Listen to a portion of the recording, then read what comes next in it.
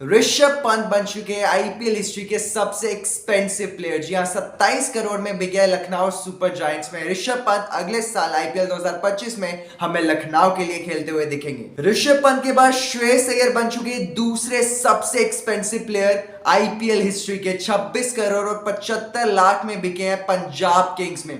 जी अगले साल हमें श्रेयस अय्यर पंजाब किंग्स के लिए खेलते दिखेंगे और मोस्ट सर्टनली कैप्टनसी भी करते हुए दिखेंगे। सबसे पहला प्लेयर जिसपे बिडिंग हुई थी इस आईपीएल ऑक्शन में वो थे अर्शदीप सिंह, जो कि 18 करोड़ में बिके हैं और पंजाब किंग्स में गए हैं। जी हाँ, पंजाब किंग्स ने आरटीएम कार्ड यूज किया अर्शदीप सिंह पे। उसके बाद जो प्लेयर ऑक्शन में आता है वो होते हैं रबाडा, जो कि 10 करोड़ और 75 लाख में बिके हैं। जी हाँ, गुजरात टाइटंस ने रबाडा को 10 करोड़ और 75 लाख में खरीद लिया है और वो हमें अगले साल गुजरात के लिए खेलते हुए दिखेंगे। दूसरी बड़ी पिक जो गुजरात टाइटंस ने करी इस मेगा ऑक्शन में वो थे जॉस बटलर। जी हाँ, जॉस बटलर लग रहे थे आरसीबी जाएंगे, बट 15 करोड़ और 75 लाख में गुजरात टाइटंस में खेलते हुए देखेंगे अब जॉस बटलर। जी हाँ, वो ओपन कर सकते हैं शुभमन गिल के साथ, तो उनका ओपनिंग पेयर एकदम सेट हो गया। उसके बाद मिचेल स्टार्क, आरसीबी और दिल्ली कैपिटल्स में बिडिंग वॉर हुई थी, but bidding war Delhi Capitals जीती और 11 करोड़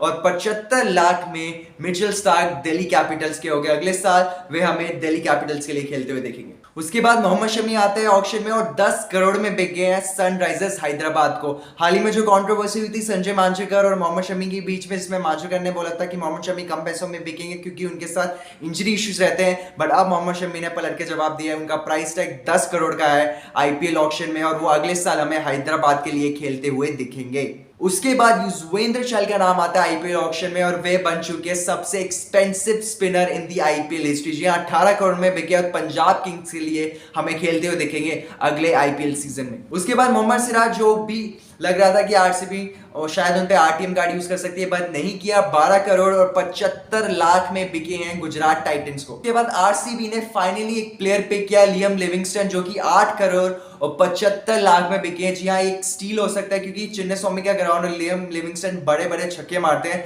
तो आरसीबी के लिए एक एसेट साबित हो सकते हैं। केएल राहुल, ऑक्शन से पहले खबरें आ रही थी कि उनकी होम कमिंग होगी, आरसीबी वापस जाएंगे, कैप्टन कर सकते हैं, बट नहीं।